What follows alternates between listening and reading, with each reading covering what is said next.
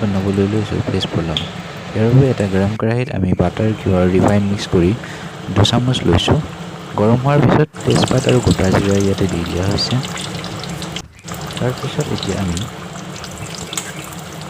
2টা মিডিয়াম সাইজৰ পিঁয়াজ যি আগতে কাটি থৈছিলোঁ সেইখিনি আমি এতিয়া দি দিম।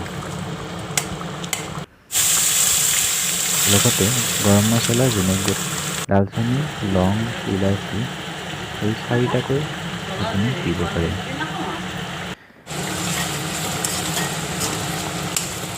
গৰম মছলা দিয়াৰ পিছত আগতে মিহিকৈ কাটি থোৱা বিন, গাজৰ আৰু মটৰ দি দিব। লগতে কাজু আৰু কিচমিচ দি কিছু সময় আমি ভাজিব পাৰোঁ।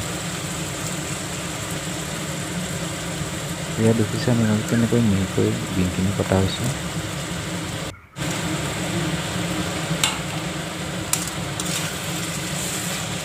এইদৰে গোটেই মিটখিনি কিছু সময় লৰাই ভাজক।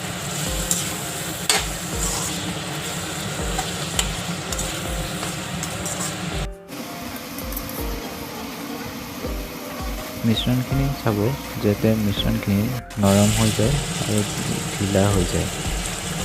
এইটো ঢিলা হোৱাৰ পিছত আমি চাউল দি দিম।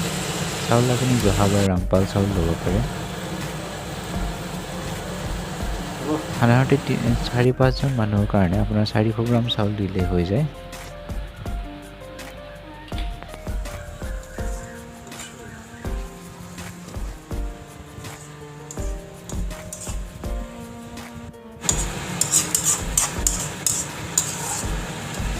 পিঁয়াজখিনি আপুনি ৰঙচুৱাকৈ ভাজিব।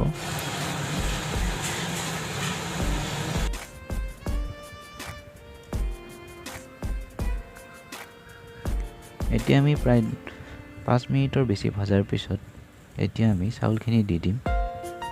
চাউলখিনি আমি আগতে ধুই প্ৰায় 2 ঘণ্টামান পানীৰ পৰা উঠাই থৈছোঁ যাতে পানীখিনি গোটেইখিনি গুচি যায়। এতিয়া গোটেই চাউলখিনি মিক্স কৰি আমি কিছু সময় ভাজিম। মন কৰিব যে চাউলখিনি ভাজোঁতে যাতে অলপ ৰঙচুৱা কালাৰ হয়। এতিয়া আমি চাউলখিনিত কিছু নিমখ আৰু চেনি আপোনাৰ আন্দাজ মতে দি দিব পাৰে।